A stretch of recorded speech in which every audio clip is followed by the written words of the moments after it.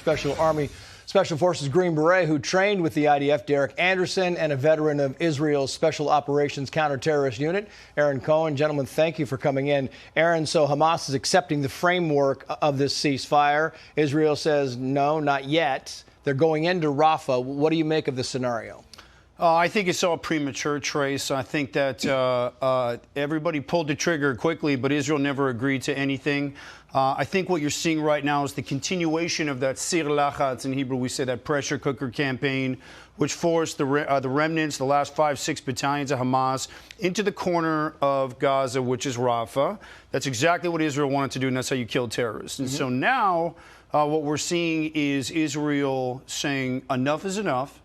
We're going to go in there. We're going to finish the job. We're going to wipe out the last 5, 6, 7,000 terrorists. Yeah. Israel has a lot of experience in moving the civilians around the sector. Everything is way conflated, out of control. Regarding the deal that was agreed to, I say, and I don't represent Israel, but I'm sure Israel will say the same thing, Terei lanu chaim.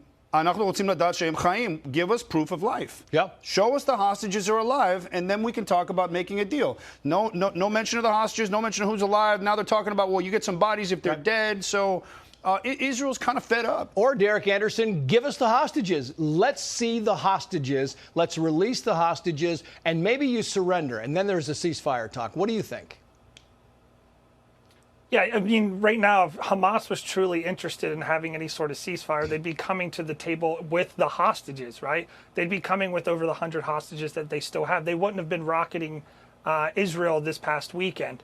They wouldn't have had their Iranian-backed fundraisers send 300-plus missiles over into Israel. So, I mean, if you look at this from an Israeli standpoint, for every second, for every delay, for every week that they're holding off on doing the Rafah, going into Rafah, that gives the Hamas operators in that area the opportunity to set up IEDs, to put up obstacles, to move around hostages, to maneuver their own forces, to resupply their ammunition, to make new rockets.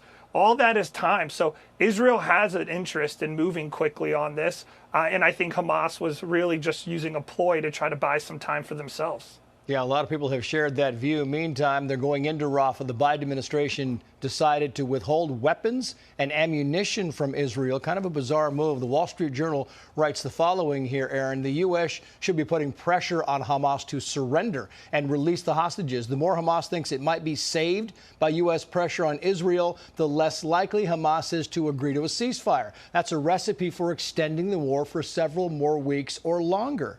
The longer the White House keeps Israel on a leash, the greater the escalation of these pro-terror, anti-Semitic protests, encampments are going to continue to escalate. All this is connected to the war in Gaza. It's connected to Israel. It's connected to Israel's operations. Israel finishes the job. There's nothing else to cry about. Israel's going to finish the job anyways. Now the U.S. is playing politics and saying we're going to hold back weapons.